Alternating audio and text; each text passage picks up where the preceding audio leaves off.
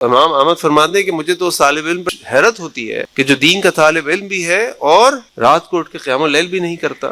تو ایک طالب علم جو ہوتا ہے نا، وہ ایسے نہیں سو سکتا پوری رات اگر اس کے اندر یہ جستجو اور شوق نہیں ہے کہ میں اللہ کی قربت حاصل کروں، اللہ سے دعائیں کروں۔ اس وقت اللہ کے دربار میں کھڑا ہوں جب اللہ سب سے زیادہ پسند کرتے ہیں فرض نمازوں کے علاوہ اپنے بندوں کو، جب اس کے آگے کھڑا ہوتا ہے۔ تو میں اور آپ اگر دین کا علم حاصل کرنا چاہتے ہیں تو ہمارے لیے تو بالاولا یہ ضروری ہے کہ ہم قیام اللیل کرنے والے ہوں، ہم نمازوں میں پہلی صف میں نظر آنے والے ہوں، ہم آخر میں آنے والے نہ ہوں۔ ڈاکٹر فضل الہی صاحب وہ کہتے ہیں کہ بھائی اگر نماز کی تیاری کرنی ہے تو 1:15 بجے جماعت ہوتی ہے، تو نماز کی تیاری کس حساب سے کرنی ہوگی؟ 1:15 بجے کے حساب سے۔ نماز تیاری 1 بجے کے حساب سے کرنی ہوگی۔ کیوں؟ اس لیے کہ نماز کے لیے اگر جانا ہے تو اذان کے حساب سے تیاری کرو، جماعت کے حساب سے نہ کرو۔ کہاں ہے تمہاری تحیت المسجد، کہاں ہے تمہاری سنتیں، کہاں ہے تمہارا اذان اور فرض نماز کے بیچ میں جو دعاؤں کا وقت ہوتا ہے قبولیت کا، کہاں ہے وہ وقت؟ یہ کیسا طالب علم ہے، کیسا دین سے محبت رکھنے والا ہے، اللہ سے محبت رکھنے والا ہے، جس کو پہلی صف میں کھڑے ہونے کا شوق نہیں ہے، جس صف کے لیے کھڑے ہونے والوں کے لیے فرشتے دعائیں کرتے ہیں۔ یہ کیسا طالب علم ہے جو ساری دنیا کو دین کی طرف بلا رہا ہے اور اتنا تھک کے سویا کہ فجر کی اپنی نماز نکل گئی